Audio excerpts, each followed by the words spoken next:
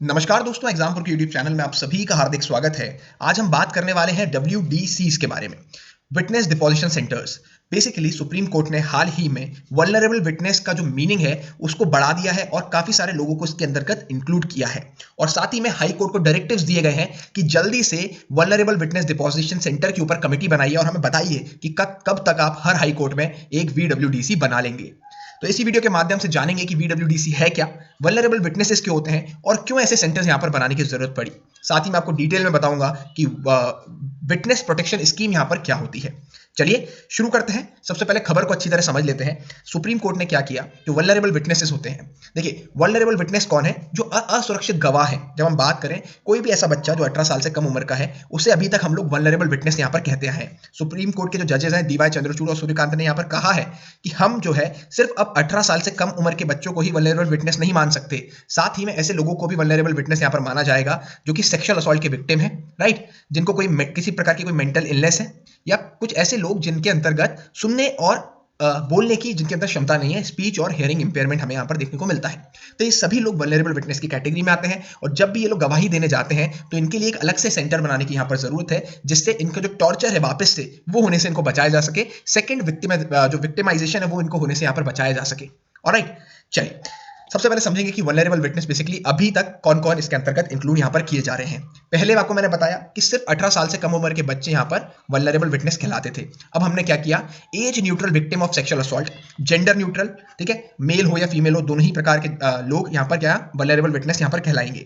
साथ ही में age and gender neutral victims of sexual assault under section 377। हालांकि सेक्शन 377 रिपील हो गया, ठीक है, उसे हटा दिया गया है, जो कि होमोसेक्सुअलिटी को क्या करता था, पनिशेबल ऑफेंस बनाता था। अब क्या है, होमोसेक्सुअलिटी के अंदर भी अगर किसी के साथ कुछ गलत हुआ है, सेक्सुअल असॉल्ट हुआ है, तो वो भी वल्नरेबल विटनेस यहां पर कहलाएगा। साथ ही में witness suffering from mental illness यहां पर हमने जोड़ा है।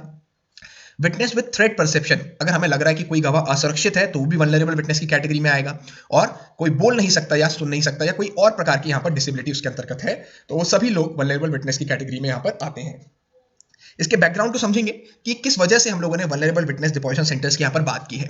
देखिए, बैक इन द ईयर 2017 यहां पर सुप्रीम कोर्ट ने एक डायरेक्टिव दिया था in the case state of Maharashtra and बंधु कि हर हाई कोर्ट में आपको क्या बनाना पड़ेगा, एक वल्नरेबल विटनेस डिपोजिशन सेंटर बनाना पड़ेगा। एक ऐसे सेंटर जहां पर ऐसे गवाहों की जो रिकॉर्डिंग्स हैं वो हम लोग, मतलब उनकी जो गवाह है वो जो भी गवाही देंगे उसे हम लोग वहां पर जाकर रिकॉर्ड कर सके, ताकि उन्हें जो कोर्ट रूम, जो नॉर्मल कोर्ट रूम होता है, लॉयर्स को देखते हैं, पुलिस को देखते हैं, तो उनके अंदर घबराहट आती है, राइट, उन सबसे उनको बचाया जा सके, कोई भी मेंटल टॉर्चर उन्हें यहां पर ना हो। क्लियर है बात? फिर 2019 में सारे हाई कोर्ट को नोटिस इशू किए गए कि भैया जो हमने आपको बोला था, डायरेक्टिव दिया था कि आपको ये सेंटर्स बनाने हैं, उस पर अभी तक यहां पर काम क्यों नहीं हुआ।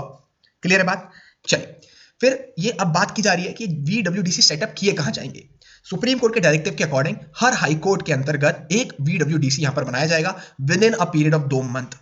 बहुत समय से ये डिले हो रहा है, अभी तक VWDC बनाए नहीं गए हैं, तो सुप्रीम कोर्ट ने यहां पर सख्ती दिखाई है और बोला है कि 2 महीने के अंदर मुझे एक कमेटी और एक रिपोर्ट चाहिए कि आप कब तक ये बनाने वाले हैं।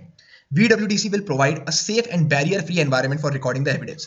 अब आप क्या होगा, जब भी मैं बताऊं आपको, कोई भी एक गवाह जाता है, एक बच्चा है जिसके साथ कुछ गलत हुआ है, वो गवाही देने जाएगा, तो जब वो गुनहगार को देखेगा जिसने उसके साथ गलत किया है, तो उसे डर लगेगा वहां पे।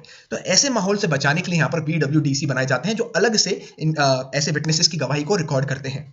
साथ ही में सुप्रीम कोर्ट ने हाई कोर्ट को बोला है कि हर एक हाई कोर्ट में हर एक जिले में एक VWDC यहां पर होना चाहिए। हर एक जिले में एक आप डिपोजिशन सेंटर यहां पर बनाएंगे।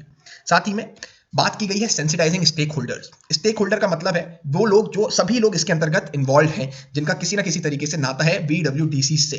जैसे आप बात करें मेंबर्स ऑफ द बार हो गए, राइट, बेंच हो गए, स्टाफ हो गए, राइट, ये सारे लोग जो भी VWDC के अंदर काम करेंगे, राइट, छोटे छोटे लोग होते हैं जैसे झाड़ू पोछे लगाने वाले हो गए, प्यून हो गया, राइट, जजेस हो गए, ये सभी लोग किसके अंतर्गत आते हैं, आपके VWDC के स्टेक होल्डर्स कहलाएंगे यहाँ पे।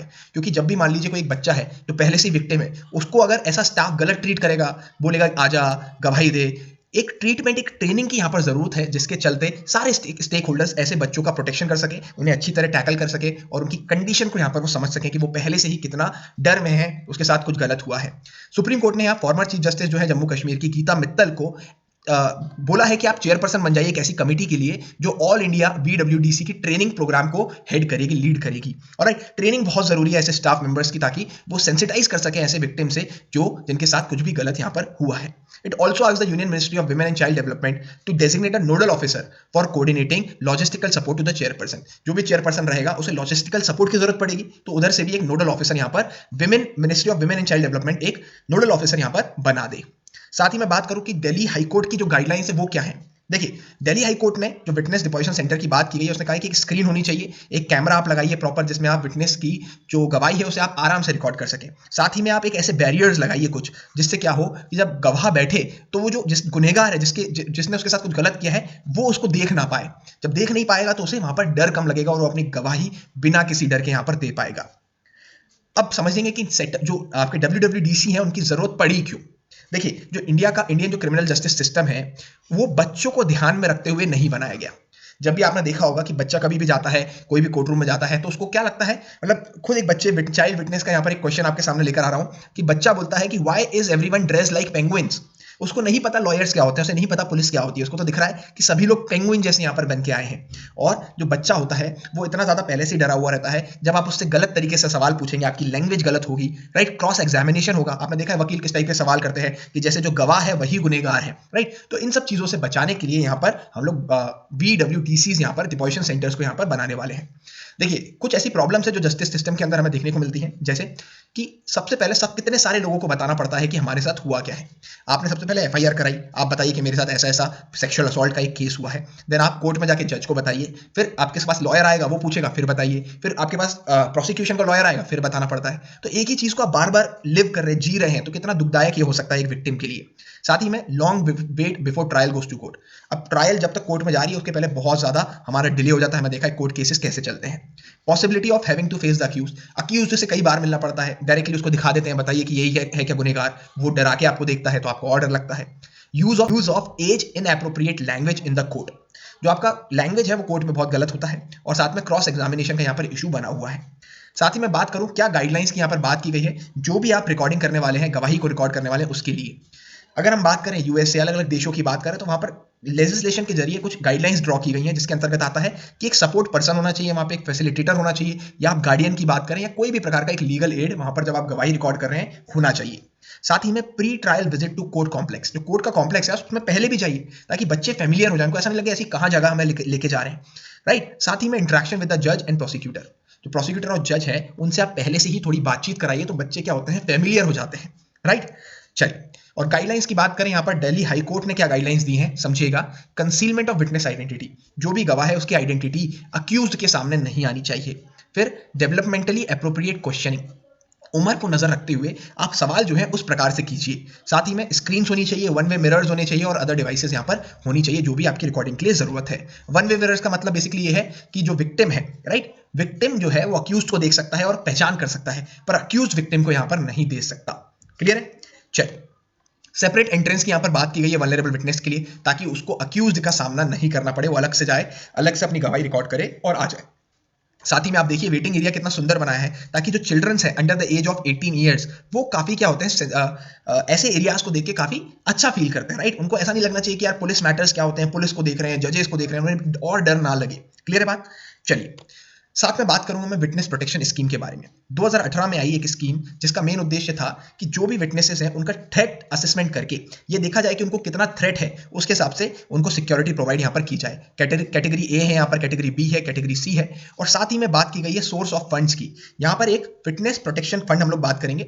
विटनेस प्रोटेक्शन फंड है, राइट, जो डिपार्टमेंट और मिनिस्ट्री, जो हमारा मिनिस्ट्री ऑफ होम मिनिस्ट्री है या उसका कोई डिपार्टमेंट इसको मैनेज करेगा, और इस फंड से हम लोग सिक्योरिटी प्रोवाइड करेंगे जो भी ऐसे विटनेसेस हैं जो भी वल्नरेबल इसके अंतर्गत आते हैं। ऑलराइट, स्कीम याद रखिए 2018 में यहाँ पर शुरू की गई थी।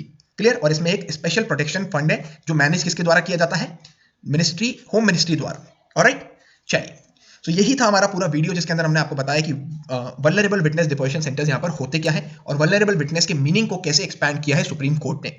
आशा करता हूं आपको वीडियो अच्छी तरह समझ में आया होगा। See you guys in the next video. जय हिंद, जय भारत।